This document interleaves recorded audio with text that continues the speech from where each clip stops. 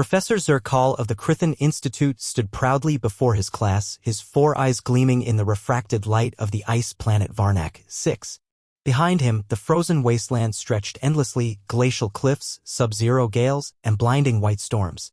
This, he said, gesturing grandly, is a death world for soft-bodied bipeds. Like humans.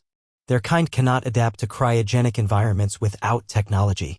The Class 20 alien students from across the Galactic Coalition nodded. Most took notes. One rolled his eyes.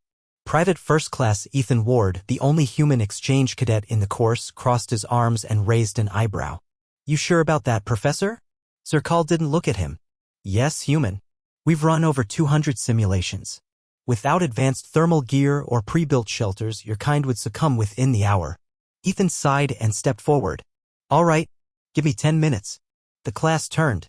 10 minutes for what? To prove you wrong. Zerkal's frills rippled. You are welcome to try, but I will not retrieve your frozen corpse if you fail. Noted, Ethan said, cracking his knuckles. Start the clock. The wind hit him like a truck. Snow blasted sideways as Ethan trudged out of the heat-field zone. The class watched from behind the energy barrier, faces pressed against the transparent shield. One Ilkserai student bet Ethan would pass out in 5 minutes. But Ethan didn't stop. He scanned the terrain, found a patch of densely packed snow, and began to dig. Not wildly efficiently, circular, smooth, rhythmically. The students murmured. What is he doing?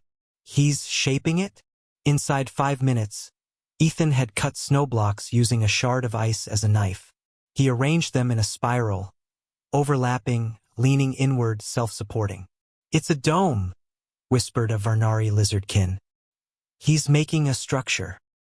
By minute 9, Ethan crawled inside the finished igloo, pulled a thermal tarp from his backpack, and sealed the entrance. The temperature inside rose nearly 30 degrees Celsius within minutes, insulated by nothing but the snow itself. Ethan lit a small heat tab and held up a thumbs-up sign through the skylight. Professor Zerkal said nothing. The silence stretched. One student coughed. Technically, the professor finally muttered, that is, a structurally sound snow shelter.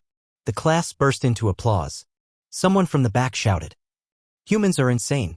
15 minutes later, Ethan returned, cheeks red, eyes bright, smug grin wide. You were saying, Professor? Zerkal stared. That technique, it's not in any of our cryo-survival textbooks. It's not, Ethan replied. It's from an earth culture called the Inuit. They've been building igloos for thousands of years. In colder places than this. You mean this is ancient knowledge?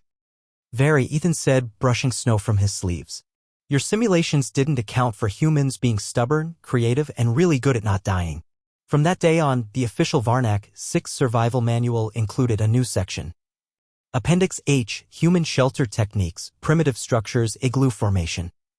And in the next lecture, Professor Zerkal opened with a new phrase. Do not underestimate humans, especially when it's cold.